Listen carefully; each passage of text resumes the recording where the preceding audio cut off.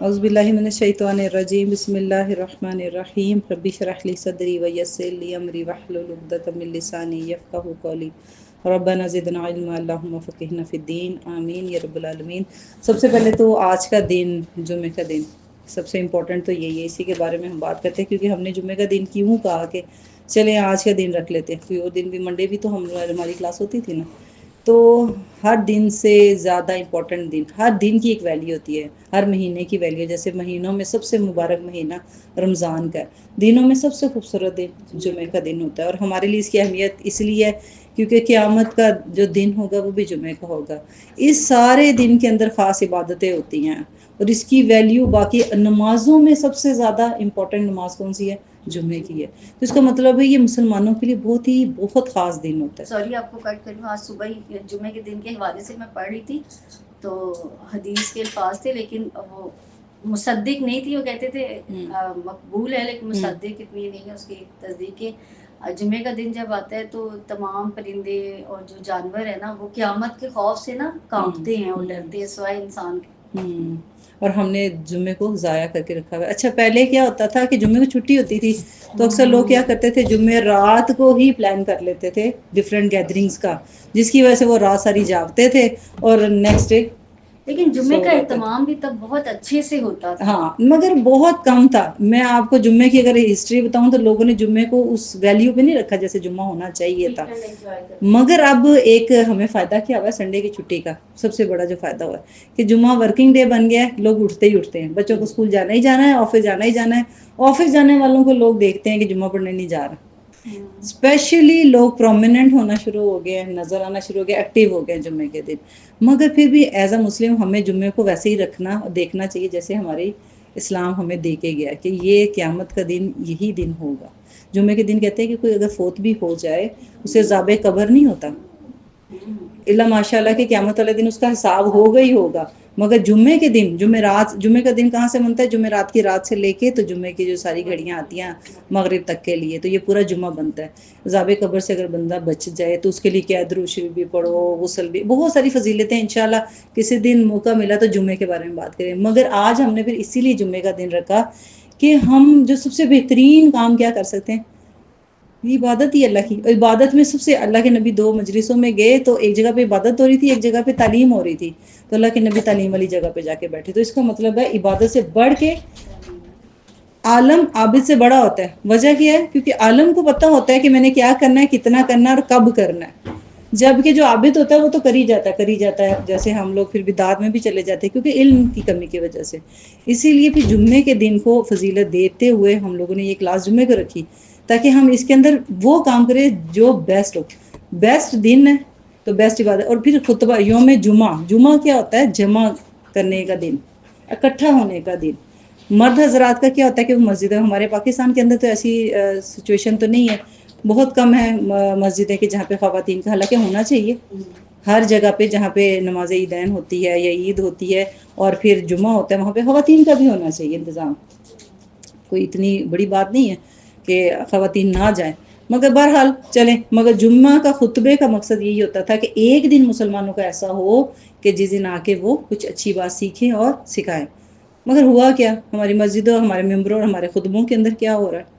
Politics چل رہی ہے، ٹھیک ہے۔ اور ہم خواتین کا جمعہ کیسا ہو گیا؟ ہم لوگ استری کرتے کرتے گزر جاتا ہے، ٹھیک، کپڑے دھو رہے ہیں، کپڑے استری کر رہے ہیں، مگر ہم نے سنت کو زندہ کرنے کے لیے ہم بھی تو جمع ہو سکتے ہیں نا۔ تو پھر جمعے کو اس کی حیثیت کے مطابق ہمیں بھی ویلیو دینی چاہیے، کیونکہ اسی دن اگر جان جاتی ہے تو پھر کتنی بڑی خوشخبری ہیں، ٹھیک۔ اور اس کے علاوہ جمعے کے سارے دن کی سنتیں تو آپ لوگوں کو پتہ ہی ہے، موٹی موٹی غسل آپ سب کر کے آئے ہوگے، خوشبو لگائی ہوگی۔ خواتین پہ بھی کہتے ہیں، میں نے یہ سنا ہے کہ جن پہ سے آدمی پہ جمعہ واجب ہوتا ہے، جمعہ فرض ہے، تو جن دنوں نہیں پڑھنا عورتوں نے، وہ کہتے ہیں کہ ان کے لیے، پہلے تو میں ایسے بہت لیتی تھی، اس کا اہتمام کرتی تھی وہ جمعے کا نا، پھر میں نے کسی نے بتایا اور میں نیٹ سے تھوڑا دیکھا بھی، تو انہوں نے کہا کہ جو خواتین نہیں، مطلب ان پہ فرض نہیں ہے نا عورتوں پہ تو مسجد میں جانا بھی نہیں فرض ہے۔ ہاں جی، تو انہوں نے کہا کہ ان پہ یہ ساری سنت ہے، ان پہ نہیں ہے۔ دیکھیے سنتیں کس چیز کا نام ہے؟ جیسے ہم نے کل بھی سنا تھا، فرض جو ہوتا ہے نا جس کا ہم سے سوال ہوگا، گناہ ہوگا، فرض ہم نے چھوڑ دیا۔ سنتیں کیا ہیں؟ ہمارے مارکس رینک بڑھتے ہیں، ہماری پوزیشنز قیامت والے دن بڑی ہوتی ہے، جنت میں درجات بڑے ہوں گے. جتنی سنتیں کرتے جائیں گے قیامت والے دن حسرتیں ہی ہوں گی کہ جیسے فار ایگزامپل ہم کسی سوسائٹی میں جاتے ہیں، ایک کا گھر دیتے ہیں تو بڑا ہی اچھا ہوتا ہے، تو پھر وہ سنتیں ہی ہیں جو رینک کو بڑھاتی ہیں، نعمتیں بڑھیں. جو نہیں کر سکتے جی بالکل، ساری جو ہے نا سنتیں وہ ثواب کی نیت سے کی جاتی ہیں تو ثواب ملتا ہے. جتنی بھی کریں گے سنتیں تو ثواب ملے گا. ٹھیک، تو یہ تو جمعے کی ویلیو ہو گئی، تو ہم نے اسی لیے آج کا دن رکھا ہے کہ جمعے کے دن کو ہم ضائع نہ کریں. ٹھیک ہے، کیونکہ مسجد نہیں جا رہے، جمعہ نہیں پڑھے، کوشش کریں کہ پڑھیں. جہاں ملتی ہے موقع ملتا ہے تو جائیں مسجد میں جا کے جمعہ پڑھ سکتی ہیں خواتین، ایسا کوئی منع نہیں کیا گیا. نماز جنازہ پڑھے، نماز جمعہ پڑھے، نماز عید پڑھے، عید کے دن تو پڑھنی چاہیے. مگر خواتین کا وہ جو کہتے ہیں نا حصہ تھوڑا کم کیوں ہے؟ کیونکہ ان کو خود بھی تعلیم نہیں لی ہوئی، اس وجہ سے وہ خود بھی پیچھے رہتی ہیں. ہماری سوسائٹی میں بھی نہیں تھا، مجھے اتنا دکھ ہوا کہ ایٹ لیسٹ عید پہ تو ان کو یہاں پہ تمام ہونا چاہیے. اس کے لیے تو عید کے لیے آتے ہیں کہ اگر آپ ایون مینسس میں بھی ہیں تو جائیں. ہاں بالکل، آپ کے پاس آپ کے پاس کپڑے نہیں ہیں، کسی ہمسائی سے چادر لے کے تو جائیں. ٹھیک ہے، آپ کی کنڈیشن ٹھیک نہیں ہے تو آپ پیچھے بیٹھ جائیں، مگر خطبے میں آپ شامل ہوں. ٹھیک ہے، تو خطبے کا مطلب یہ ہوتا ہے کہ جمع ہو کے کچھ اچھی بات، مختصر سی بات. اللہ کے نبی مختصر بات کیا کرتے تھے، خطبہ چھوٹا دیا کرتے، بہت لمبی بات نہیں ہوتی تھی. اسی وجہ سے ہم لوگ بھی نا انشاءاللہ باذن اللہ کوشش کریں گے کہ جمعے والے دن کچھ ایک چھوٹی سی، جیسے کہتے ہیں نا فرائیڈے ٹاکس، ہم نے اس کا نام رکھا ہے کہ ہم کچھ بات کریں گے مختصر سی جو ہمیں اویئرنیس ہو. یا پھر کچھ لوگوں کو تو پتہ ہی ہوگا جو ہم بات کرنے لگے استخارہ کے بارے میں. ٹھیک ہے، تو پتہ ہے تو کیا ہو گیا، ریمائنڈر ہو جائے گا. کچھ چیز بھولی ہوگی تو ہم یاد آ جائے گی، کچھ پریکٹس کر لیں گے. چلو جی بھول گئے تھے تو آج ہم کرتے ہیں. ٹھیک ہے، سب سے پہلے استخارہ کیا ہوتا ہے، استخارہ کے کیا معنی ہوتے ہیں. استخارہ، ٹھیک، ایک ورڈ الف سین تا، جس ورڈ کے شروع میں آ جاتا ہے اس کا مطلب ٹو سیک، یعنی کہ آپ نے طلب کرنا، مانگنا، کسی چیز کی ریکویسٹ کرنا. تو اللہ سے ہم کیا طلب کر رہے ہیں؟ خیر، بھلائی اور مشورہ. یہ ہم اللہ سے اس کو کہتے ہیں استخارہ، کہ ہم نے اللہ سے مشورہ کیا، اللہ سے خیر مانگی اور اللہ سے بھلائی مانگی. اب کرنے کا کیا کام ہوتا ہے کہ شریعت کے میں یہ کیا چیز آتی ہے، 2 نفل پڑھتے ہیں فرض کے علاوہ، 2 رکعت نفل پڑھیں اور اس کے بعد پھر ایک خاص دعا ہوتی ہے، مخصوص دعا. وہ دعا نہیں جو ہم اپنی مرضی سے کریں گے، مگر جو اللہ کے نبی نے سکھائی ہے، وہ دعا کرنے کے بعد انشاءاللہ تعالی اللہ سے بہترین رہنمائی ملے گی. اس کو استخارہ کہتے ہیں. ٹھیک ہے، اور یہ کس کام کے لیے ہوتی ہے؟ ہر کام کے لیے جس میں ہمیں فکر ہو، پریشانی ہو، ڈیسیژن لینا تھوڑا مشکل ہو جائے. سیدنا جابر بن عبداللہ رحمۃ اللہ علیہ رضی اللہ تعالیٰ عنہ کہتے ہیں کہ نبی صلی اللہ علیہ وسلم نے ہمیں استخارہ کے کام کرنے کی تعلیم اس طرح سے دی تھی جس طرح سے قرآن کی تعلیم دیا کرتے تھے. یعنی کہ قرآن کی آیتیں جتنی امپورٹنٹ ہوتی ہیں اسی طریقے سے استخارہ سکھائے. اب دیکھ لیں پھر اس کی ویلیو کتنی ہو گئی ہے. یعنی کہ ہماری زندگی میں استخارہ کہاں ہے؟ ہماری زندگی میں تو قرآن بھی کہاں ہے. ٹھیک ہے، ہم قرآن کو بھی اس طرح سے نہیں لے رہے تو استخارہ کہاں پہ چلا گیا. دونوں چیزیں ہی امپورٹنٹ ہے ایز اے مسلم. ٹھیک، ہم نے اس کی تعلیم لینی ہے، مطلب اس کو یاد بھی کرنا ہے. یہ استخارہ کی جو دعا ہے، استخارہ کیوں کریں؟ سیکنڈ کویسچن آتا ہے کیوں کریں. تو انسان کی زندگی میں بہت سارے مسائل آتے ہیں کہ جس کے ڈیسیجن انسان نہیں لے سکتا. ویسے تو ہم لوگ لے ہی رہے ہیں. ہم لوگوں نے کیا کرنا شروع کر دیا، ہر کام میں گھسے ہوئے ہیں. جو کام نہیں بھی پتہ نا وہ بھی کر رہے تھے. خواتین کیا کر رہی ہیں؟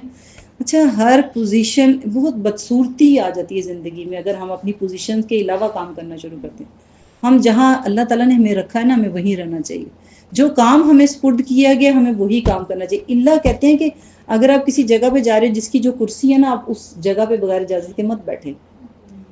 اتنی بھی کسی کے گھر جا رہے ہیں بغیر اجازت کے اس کے اندر والے کمرے میں مت جائیں. جو جہاں جگہ ملتی ہے، مہمان کی کہاں جگہ ہوتی ہے، اس کو وہیں بیٹھنا چاہیے.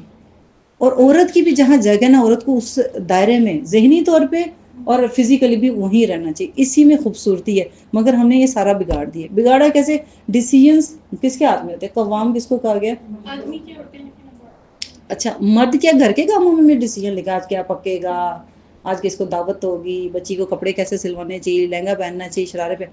ہمارا یہ کیا ہو گیا کہ مرد گھروں میں آ گئے، عورتیں باہر نکل گئی ہیں ذہنی طور پہ. ٹھیک ہے، فزیکلی ہو سکتا ہے اتنی نہ گئی ہوں، مگر فیصلے باہر والے عورتوں نے کرنا شروع کر دیے، گھر والے مردوں نے کرنا شروع کر دیے. یہ فساد ہو گیا گھروں کے اندر. ٹھیک ہے، ہم ہر فیصلہ نہیں کر سکتے، ہمیں ہر چیز نہیں آتی. اگر ایک ڈاکٹر ہے تو وہ لا والے ڈیسیژنز لے سکتا ہے؟ نہیں لے سکتا. ایک میڈیکل والا ہے وہ عالم کی بات کر سکتا ہے. ایک عام خاتون جو ہے وہ حدیثوں کی بات کر سکتی ہے؟ نہیں کر سکتی نا. تو ہمیں مشورہ بھی کرنا چاہیے کس سے؟ جو اس کام کا ماہر ہو. ٹھیک ہے. تو ہمیں استخارہ سب سے پہلے ایک تو فیصلہ ہمارے لیے مشکل ہے، ہر فیصلے ہم نہیں کر سکتے. ہم سوچتے ہیں کہ ہم بچوں کو یونیورسٹی کا بھی خود ہی ڈیسائیڈ کر سکتے ہیں، ہم رشتوں کا بھی ڈیسائیڈ کر سکتے ہیں، گھر کہاں بنانا ہے وہ بھی میری مرضی چلے گی، اچھا مجھے کمرے میں کیا رکھنا ہے میری، ہاسپٹل کون سے جانا ہے میں جاؤں گی، شاپنگ کیا کرنی میں کروں گی، کون آئے گا ہمارے گھر میں ڈیسائیڈ کروں گی، کون نہیں آئے گا. ایسے ہو سکتا ہے؟ پاسبل ہے. اسی وجہ سے خواتین کا ذہن گھوما پڑا ہوا، وہ اپنی جو سکون ہے برباد کر چکی ہیں. ہر چیز انسان نہیں کر سکتا، ایون مرد بھی نہیں کر سکتا ہر چیز. ٹھیک ہے، تو مشکل کوئی کام بھی ہو ہم لا علم ہے. اچھا ہمیں کل کا بھی نہیں پتا ہمارے ساتھ کیا ہوگا، رات کو کیا ہوگا، اگلے دن کیا ہوگا. ایون کہ ہماری بچیوں کے رشتوں کے بارے میں، بچوں کے رشتوں کے ہم کل کا نہیں جانتے. یا میرا بچہ چھوٹا ہے یہ آگے کیا کرے گا، یا میرا بچہ باہر کی کنٹری میں بھیجنا چاہ رہی ہوں، میں ڈاکٹر بنانا چاہ رہی ہوں، مگر ہو سکتا ہے اس کے لیے شر ہو، خیر نہ ہو. مگر مجھے اچھا اکثر دیکھا ہوگا پیرنٹس کا اپنا ایک فوبیا یا اپنا ایک بیک آف دا مائنڈ نا، ان کی کوئی کمی محرومی ہوتی ہے وہ اپنے بچوں پہ نکالتے ہیں. جو ڈاکٹر نہیں بنا وہ بچوں کو ڈاکٹر بنانا چاہتا ہے، جو یہ نہیں بنا، جس کے سسرال میں تنگی آئی وہ اپنی بیٹی کو سسرال میں گھسنے ہی نہیں دینا چاہتے، وہ کہتی ہے اکیلی ہی رہے گی، ایسا لڑکا ڈھونڈوں گی جو اکیلا رہے. ٹھیک ہے، وہ جو اپنی ہسٹری ہوتی ہے نا اپنے بچوں پہ تھوپتے، جبکہ ایسا نہیں ہوتا. غیب کا علم کس کو ہے؟ تقدیر ہر ایک الگ. دو بہنیں ایک جیسی نہیں ہو سکتی تو پھر بچی ماں ایک جیسی کیسے ہو سکتی؟ ہم اپنے ڈیسیجنز اپنے بچوں پہ لگاتے نہیں. طریقہ کیا، ہم کیا کریں؟ سمپل طریقہ ہے کہ ہم ایک ایمان رکھیں کہ غیب کی باتیں صرف اللہ تعالیٰ جانتے ہیں. خیر اور شر کا جو اختیار ہے نا وہ اللہ کے ہاتھ ہے. تقدیر کس کے ہاتھ میں؟ اللہ کے ہاتھ میں. ٹھیک ہے، ہم نے کیا کرنا ہے کہ مشورہ لینا ہے. یہ مشورہ بھی ہے، یہ خیر طلب کرنا دعا بھی ہے کہ اللہ سے دعا کریں گے اگر برا ہے تو ٹھیک ہو جائے، ٹھیک ہے تو وہ ہمیں رہنمائی کر دے، اس کی طرف ہمیں گائیڈنس کر دے، اس کے لیے ہمارے لیے آسانی پیدا کر دے. اچھا پہلے لوگ کیا کرتے تھے؟ دور جاہلیت جس کو کہا جاتا ہے. اور آج ہم کہاں ہیں؟ دور جاہلیت میں ہی ہیں. کیوں؟ کیونکہ ان کے طریقے کیا تھے. ابھی ہم میچ کر کے دیکھتے ہیں ہم صحابہ کا طریقہ یا اسلام کا یا مسلمانوں کا طریقہ کیا تھا. مشورہ کس سے لیتے تھے؟ استخارہ سے. فرسٹ کام کیا کرنا ہے کسی کام کا ڈیسیژن لینے کے لیے؟ اللہ سے لینا. ہم لوگوں نے کیا شروع کر دیا ہے؟ بیٹھتے ہیں جی امی سے فون کر، میاں کو بلا، ادھر میٹنگ آ، چاچی پھوپھی تائی سب سے بات کر لیتے، نہیں پہنچتے استخارہ تک نہیں ہم پہنچتے. حالانکہ سب سے پہلے اللہ سے بات کرنی. انسان بڑا نا اللہ کو دو صفات بڑی پسند ہے، حلم اور بردباری. اور یہ ہمارے اندر بہت حد تک ناپید ہی ہو گئی ہیں خواتین کے اندر. ماں بڑی تحمل والی ہوا کرتی تھی، اور وہ پہلے کیا کرتی تھی؟ میاں کو بھی نہیں بتایا کرتی تھی. مثال دیں، ہماری تاریخ کی مثال بڑی خوبصورت مثال ہے. ام سلمہ کتنی سمجھدار، ان کی سمجھداری کیا تھی؟ میاں آیا، انہوں نے بیٹے کے جنازہ اندر پڑا ہے، وہ شوہر کو کھانا کھلایا. چھٹی بات ہے. ہمارے بچوں کو چوٹ بھی لگ جاتی ہے، اندر ہل جاتے ہیں، انہوں نے گھر آتے ساتھ ہی میاں بھی یہاں رکھتا نہیں ہے.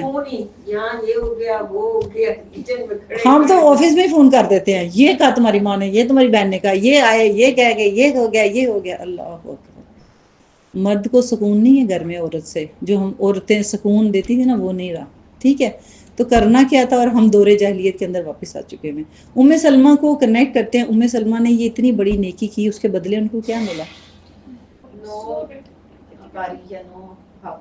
اور بیٹے کا نام کیا تھا؟ بہت ہی فیمس ہے، حضرت انس. ٹھیک ہے، حضرت انس ان کی اولاد ہوئے، اور پھر اللہ کے نبی سے ان کی شادی ہوئی تھی بعد میں. کتنی. اور ام سلمہ کا تیسرا خوبصورت واقعہ سمجھداری والا، جب صلح حدیبیہ کا جو کل ہم ذکر کر رہے تھے، ام سلمہ ہی تھی اللہ کے نبی کے ساتھ جنہوں نے کہا ہے رام اتار دو. نبی کو مشورہ دے رہی ہیں، ایسی خاتون تھی. اپنے آپ کو رکھ کے دیکھیں ہم کہاں کھڑے ہیں. ٹھیک ہے، تو پھر ہمیں نا تھوڑی صفات پیدا کرنی چاہیے، تھوڑے نا سنتوں کو اڈاپٹ کرنا چاہیے، تو برکتیں ذہن میں بھی آتی ہیں. اب ہم کہتے ہیں نا ہمیں سمجھ نہیں آ رہی، یہ ہم سے برداشت نہیں، ہم نے نا ہتھیار چھوڑے ہوئے ہیں کہ نہیں میرے سے نہیں ہوتا، نہیں مجھے سمجھ نہیں آتی، مجھے غصہ آ ہی جاتا ہے. ٹھیک ہے، تو یہ اللہ کی طرف سے برکت آتی ہے. یہ جو اندر ٹھہراؤ آئے گا، یہ ذہن میں یہ آئے گا کہ فوراً استخارہ کرتے ہیں. یہ جو نیکی کی ترغیب ہوتی ہے نا، یہ بھی اللہ کی طرف سے برکتیں رحمتیں ہوتی ہیں. آپ چل کے آگے باقی نہیں آئے، وجہ یہ جو خیر کی طرف اللہ لے کے آ جاتا ہے نا، یہ بھی ہمارے اندر کہیں خیر ہوتی ہے. تو یہ ذہن میں ارادہ اور پھر آسانیاں اللہ تعالیٰ کرتا ہے. تو اس کے لیے کیا کہ ہم سنتوں کو اڈاپٹ کریں، تو ہی اس میں نیکی کو لے کے آتی ہے. اگر آپ ایک اچھا کام کرتے ہیں تو اس کے بدلے آپ کو اللہ تعالیٰ مزید نیکیوں کا موقع دینا شروع کر دیتا ہے. استخارہ کی جو سنت کو زندہ کریں گے نا انشاءاللہ آپ کے باقی معاملات بھی آسان ہونا شروع ہو جائیں گے. ہو سکتا ہے آپ کے اندر سمجھداری آ جائے, ڈیسیژن پاور آ جائے, حکمت آ جائے, تحمل آ جائے. ٹھیک. پھر جو دور جاہلیت کے اندر کیا کام کرتے تھے, ابھی واپس پلٹ کے اپنے آپ کو دیکھتے ہیں, وہ فال گیری کیا کرتے تھے. ہم تو نہیں کھڑے فال گیری میں, ہم بھی یہی کر رہے ہیں. ہم واپس اسی دور میں چلے, جہالت کے دور میں چلے گئے. سیکنڈ, نجومیوں کے پاس جاتے تھے, کاہنوں کے پاس جاتے تھے. اور کیا تھا, وہ کیا ہوتا ہے, تیر اندازیاں کروانا, طوطے کے پاس بیٹھے رہنا. ہم لوگ کرتے ہیں نا, اس سے پتہ کر, حساب کروانا. آج نئے لینگویج ہے, کوئی آپ بھی بتاؤ اس کی مثالیں. حساب کرنا, زائچہ نکلوانا ہے, ستاروں کا, جی ابھی تو گول کر کے وظیفے کروانا, جی استخارہ کروانا. میں نے اس کو پیسے دیے, وہ خواب دیکھا, نیلا کالا رنگ آیا, اور کل کیا ہوگا, کل کیا ہوگا, کیا ہوگا, ہوتا ہے, ہاتھ دیکھنا, کیا ہوگا, ستارے پڑھنا, وہ جو ہوتے ہیں کہ میرا سٹار کون سا ہے, یہ ہفتہ کیسا رہے گا. یہ ہم نالج ہی دے رہے ہیں نا اپنی کل کے لیے کہ کیا کر رہے ہیں, یہ کیا ہوگا, اس کے اوپر پھر ہم ڈیسائیڈ بھی کر لیتے ہیں ہاں میرے ساتھ یہی ہوگا, ہے نا. ہم اس دور کو کیا کہا گیا, جاہلوں کا دور. اگر ہم یہ کریں تو پھر ہم جاہل ہیں. اچھا, یہ جو ہاتھوں کی لکیروں کو پڑھتے ہیں, اس کا کیا نقصان ہوتا ہے پتہ ہے آپ لوگوں کو, کاہنوں کے پاس جانا. نماز نہیں قبول ہوتی. اور ایسا بندہ شرک میں مرتا ہے, تو کتنی بڑی غلط ہے. غیب کا علم کس کے پاس ہے, اللہ کے پاس. یہ اپنے عقیدے کو ذرا تھوڑا اسٹرانگ کیا کریں. جہاں عقیدے کی بات آتی ہے نا, جس میں ایمان کا کنیکشن ہے, اس کے اوپر تو کوئی کمپرومائز نہ کیا کریں. باقی چاہے کچھ بھی ہو جائے, اللہ تعالیٰ خیر کی طرف لے کے جائے, اس چیز کے اوپر نہیں کرنا. ابھی کیا ابھی تو ہم نے یہ 4-5 چیزیں پڑھ لی کہ آج بھی ہم وہی کرتے ہیں, وظائف کرتے ہیں, پیشن گوئیاں کرتے ہیں, ٹھیک ہے. مگر وہ بھی ہے کہ قرآن سے کہتے ہیں کہ ہم کر رہے ہیں جی وظیفے, استخارہ. اچھا قرآن سے استخارہ کریں, وہ کیسے؟ پتہ نہیں کیا, میرے کوئی تھی جاننے والی بتاتی تھی, مطلب بہت پکا اس پہ تھا کہ ہمیں کچھ بھی پوچھنا ہے نا, استخارہ میں سمجھتی تھی یہی والا استخارہ ہے. پھر بعد میں مجھے پتا چلا کہ وہ کوئی تصویر رکھی قرآن پاک میں, اور پتہ نہیں کیا, پھر جو نکلتا ہے قرآن کھولتے ہیں, جو ان سے بھی آیت نکلتی ہے, تو وہ کہتے ہیں کہ یہ جو ہے اچھا ہمارے اچھا لیے, اچھا اس سے اچھا ہمیں اچھا, وہ پیج کھول لینا, جو آئے سامنے آئے گی تو اس کو کر یہ لینا. پازیٹیو بات ہے ہمارے لیے, نیگیٹو بات ہے. دیکھیں قرآن ٹوٹکوں کے لیے رکھ لیا ہے, وظیفوں کے لیے رکھ لیا ہے, ٹھیک ہے, جبکہ قرآن ہدایت کے لیے تھی. یہ دور جاہلیت کے کام ہوتے تھے. پھر استخارہ کن کاموں پہ کرنا چاہیے, یہ بھی کوشچن آتا ہے کہ ہم کریں کہ نہ کریں, اور سب کاموں میں استخارہ کرنا شروع کر دیں. ٹھیک ہے, استخارہ ویسے ہر کام کے لیے کیا جا سکتا ہے, چاہے وہ آپ کا چھوٹا ہے یا بڑا کام ہے. یعنی کہ آپ چھوٹی چھوٹی ڈیسیجنز بھی لینے ہوتے ہیں نا, تو اگر آپ نے تو استخارہ کر سکتے ہیں, ایسا نہیں ہے. شادی کی شاپنگ میں بازار جاتی تھی نا, تو استخارے کی دعا پڑھ کے جاتی. بالکل, بہت اچھا ہے کہ آپ کو صحیح جگہ پہ, صحیح جگہ شاپ صحیح مل جائے, کیونکہ یہ بھی پیسوں کا ضیاع ہو جاتا ہے.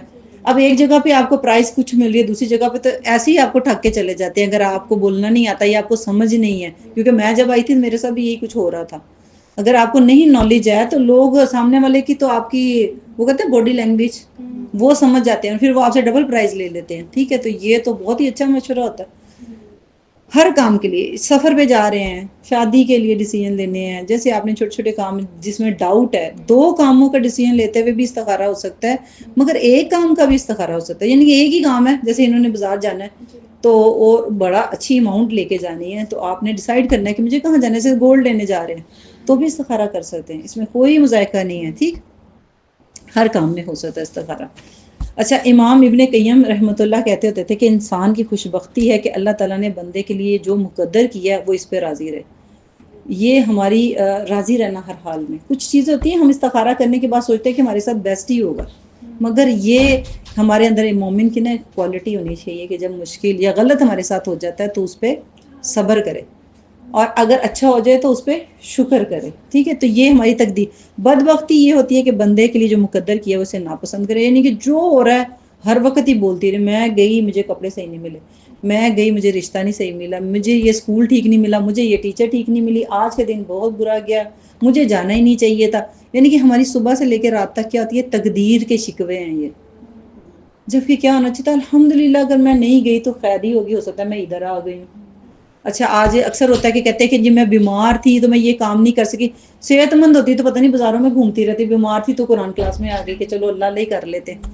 تو وہ میں اکثر یہ جملہ بولتی ہوتی کہ ایسے ایسی خوشیاں سے بہتر ایسے غم ہے جس میں اللہ کے قریب انسان ہو جاتا ہے. ان خوشیوں سے غم بہتر ہے جس میں ہم کیا کرتے ہیں زیادہ اللہ اللہ کرنا شروع کر دیتے ہیں. وہ بہتر نہیں ہے. ایک خاتون تھی, ان کے ہسبینڈ کی ڈیتھ ہوگی تو انہوں نے کہا کہ عدت کے بعد کہتی ہے کہ الحمدللہ میں نے اپنے شوہر کا آخری حق ادا کر دیا, اب میں اللہ اللہ کروں گی. یعنی کہ وہ جب تک شوہر زندہ تھے ان کو بہت ذمہ داریاں تھیں, بہت کام تھے, ظاہر بات ہے میکا سسرال دونوں سنبھالا ہوا تھا. مگر اس کے بعد پھر بیچاری بیوہ ہو گئی, ان کے فیملی نے بھی کہا ہوگا کہ اس کے اوپر کیا بوجھ ڈالیں, ہسبینڈ نہیں ہے تو گتی. اس کے بعد الحمدللہ میں اللہ اللہ کرنا شروع ہوگی. تو بعض دفعہ ہم دوسری سائڈ پہ ایک ہی دن کی بات ہے, یہ ایک ہی دن میں دونوں جگہوں پہ گئی تھی, تو دوسری جگہ پہ اس کے ہسبینڈ کی ڈیتھ ہوئی تھی, اور وہ روئی جا رہی تھی کہ میرے ہسبینڈ مجھے گولڈ کا سیٹ لے کے دیتے تھے, فلانی برانڈ سے جوڑا لے کے دیتے. اچھا میں ایک طرح سے اٹھ کے تو دوسری میں نے یعنی کہ میں تجزیہ کر رہی تھی انسان کی سوچ کا. کمپیریٹیولی اگر اب دیکھا جائے ایک عورت کی زبان کیا بول رہی ہے, دوسری سیم سچویشن سیم غم, مگر ایک خیر کی طرف چلا گیا اور ایک کہتی میں اپنے بیٹوں کو کہتی ہوں میرے کمرے میں مت آؤ, باہر نکل جاؤ, مجھے شکل نہ دکھاؤ. یہ بھی بزنس کے پیچھے میرے پاس آتے ہیں, یعنی کہ وہ پیسہ ہی اس کے دماغ میں گھسا ہوا تھا. یہ ہے خیر اور شر. ہم نے اپنی تقدیر پہ راضی رہنا ہے. ہم جس حال میں بھی غم آئیں گے, ایسا تو نہیں ہو سکتا نہیں آئیں گے, ٹھیک ہے. استخارہ کو یہ مت سمجھے کہ کچھ ہمیشہ ہی اچھا ہوگا, مگر یہ ہے کہ اللہ تعالیٰ اچھا کر دے گا بے شک اگر تقدیر میں ہے تو. یہ بھی ہوتا ہے نا, لوگ سمجھتے ہیں کہ سہارا کیا تو ضرور پاپ آئے گا جی تو ہمیں پتہ چلے گا. یہی تو کنفیوژن ہے سب کو. تو یہ ایسا کچھ بھی نہیں ہوتا, اسی لیے تو ہم نے استخارہ کی موٹی موٹی چیزیں ہیں تو بہت مختصر سی چیز, مگر پھر بھی ایک ریمائنڈر کے طور پہ ہم ایک دوسرے کو بتا رہے ہیں. ٹھیک, استخارہ کے فائدے کیا ہوتے ہیں؟ سب سے پہلے ہمارا ایمان مضبوط ہوتا ہے. ہم کیوں استخارہ کریں؟ آج ہم بات کر رہے ہیں تو یہ ہمارے دل کے اچھا ایمان کو بھی نا تقویت چاہیے. ایمان گھٹتا بڑھتا ہے, ایمان کم اور زیادہ ہوتا ہے. صحابہ کا بھی ہوتا تھا. صحابہ کا کیسے ہوتا تھا؟ جیسے نبی پاک صلی اللہ علیہ وسلم کی محفل میں بیٹھے ہوئے ہیں, مجلسوں میں, دین کی مجلسوں میں, دیندار دوستوں کے پاس ہم بیٹھتے ہیں نا تو ہمیں بڑا مزہ آتا ہے. ہمیں دل کرتا ہے کہ بس کیا کچھ کر دیں. مگر جیسے ہی ہم اپنے گھروں میں جاتے ہیں, دنیا کے کام مطلب برتن کھل رہے ہوئے ہیں, بچے تنگ کر رہے ہیں, کہ سب کچھ بکھرا ہوا ہے, مہمان آنے والے, ہمارا دماغ پھر ایک دم کدھر چلا جاتا ہے. ہوتا ہے نا. مگر یہاں بیٹھے ہوں تو ہمارا دل کرتا ہے کہ بس دعائیں کرتے جائیں, دل میں بہت ہی اچھا. جنت کی باتیں کریں تو ہم وہیں پہنچ جاتے ہیں, ایک تصور سا آ جاتا ہے. جہنم کی باتیں آتی ہے تو ہمارے اندر ایک وہ خوف, استغفار کثرت سے ہونا. تو یہ ایمان اوپر نیچے ہوتا رہتا ہے. ٹھیک ہے, تو استخارہ کرنے کی وجہ سے ہمیں یہ یقین آ جاتا ہے کہ میں نہیں جانتی اللہ جانتا ہے. یہ ہمارا ایمان مضبوط ہوتا ہے. ٹھیک ہے, یہ ہماری دلیل ہے کہ اللہ جانتا ہے میں نہیں جانتی. اگر ہم کہ نہیں مجھے پرس پکڑاؤ میں خود ہی جا کے کر کے آتی ہوں, اس کا مطلب ہے کہ میں زیادہ جانتی ہوں.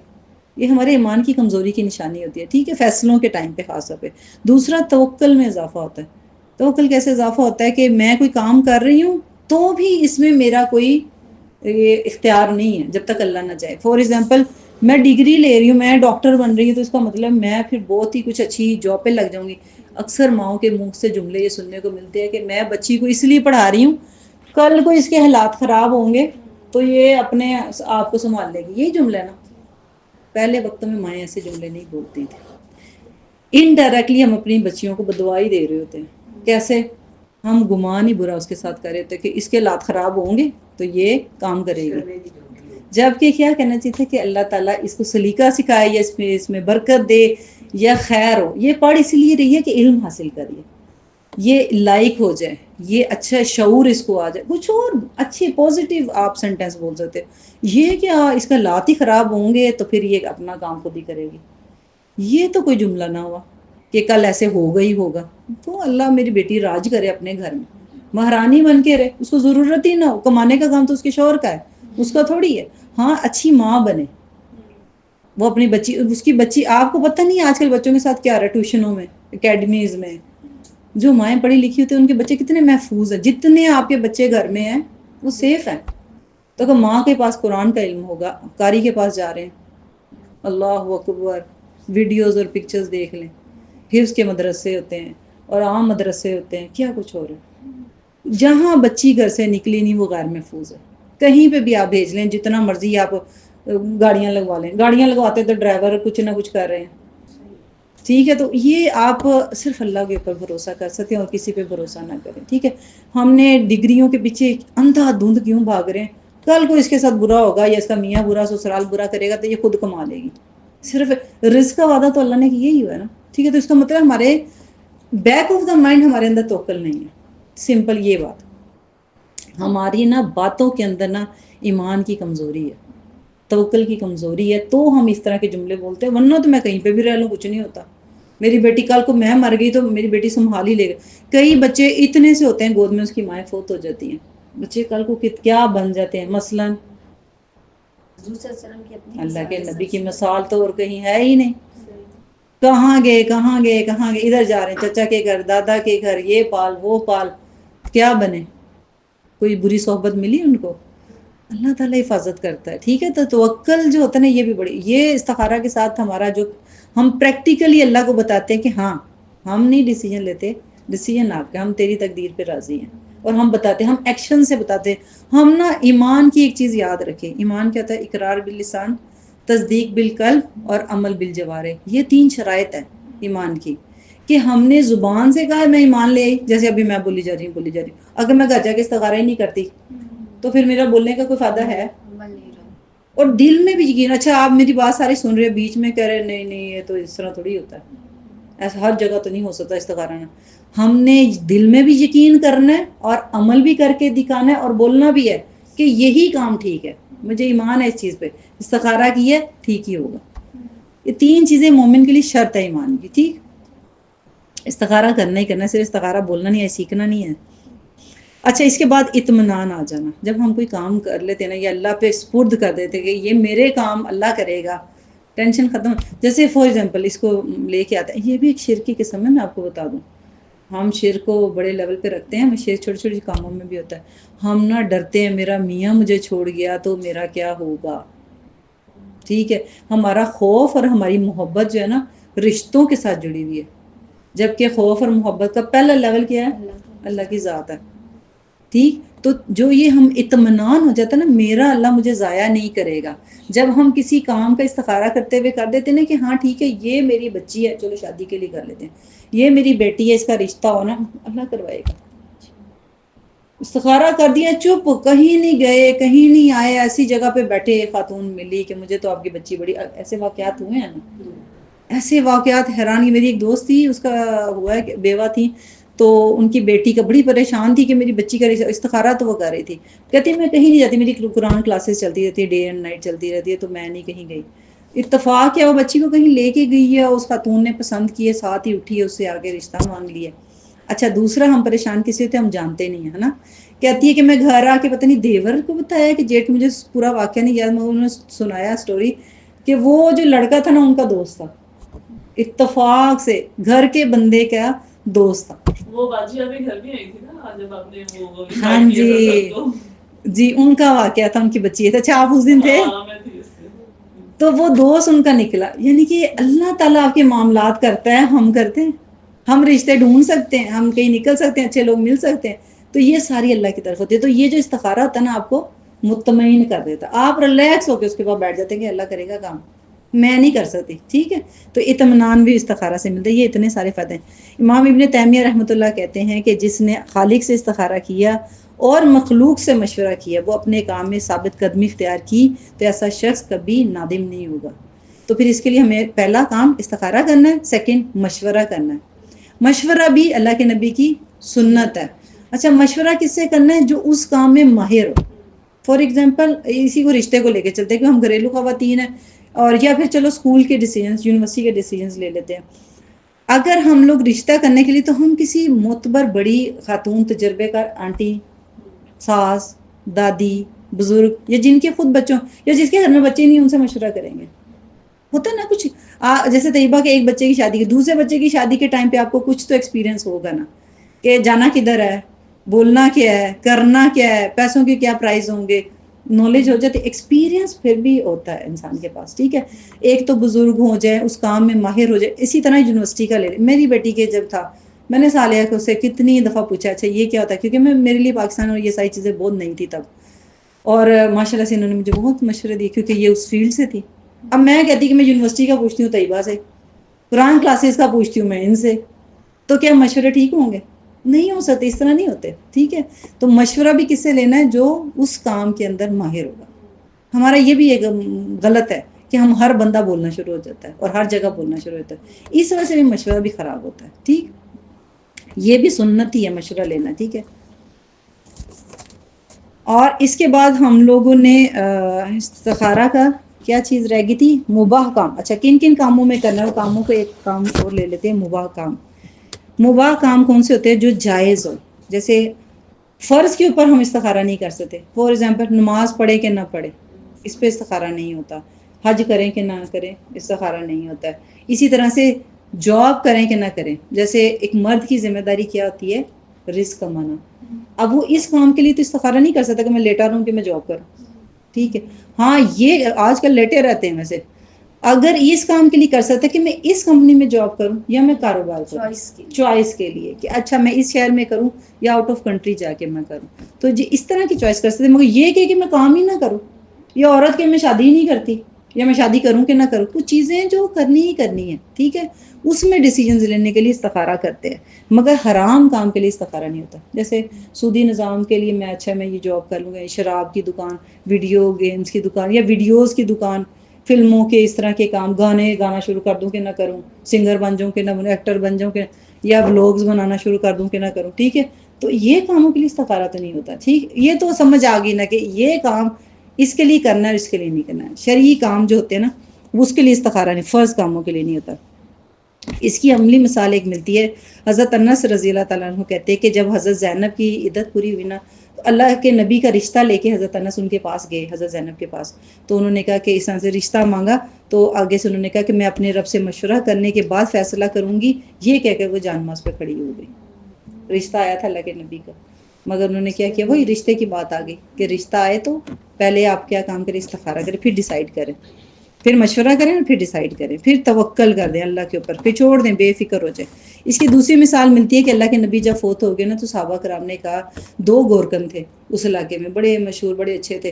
ایک بغلی قبر لحد کھودتا تھا اور دوسری صندوق والی قبر بناتا تھا، سیدھی والی، اسٹریٹ والی. تو انہوں نے کہا کہ اب کیا کریں؟ صحابہ نے پہلے استخارہ کیا اور دونوں کو بلا لیا. کہتے ہیں کہ جو پہلے آ جائے گا ہم وہی کریں گے. تو پھر وہ بغلی قبر والا بندہ پہلے آ گیا تھا. وہ لحد ایسے نہیں ہوتا جو یوں قبر جاتی ہے، بغلی قبر جس کو کہا جاتا ہے، لحد جس کو کہا، وہ بندہ پہلے آیا. تو پھر اللہ کے نبی کی قبر جو تھی نا لحد والی بنی تھی. تو اس کے لیے بھی انہوں نے استخارہ کیا تھا کہ ہم کس کو بلائیں. ٹھیک ہے، تو ہمیں سمجھ آ رہی ہے نا کہ ہم کس کنڈیشن میں کر سکتے ہیں. امام بخاری کے بارے میں آتا ہے کہ جب حدیثیں لکھتے تھے، ہم حدیثیں پڑھتے ہیں نا کتنے آرام سے ہم پڑھتے جاتے ہیں.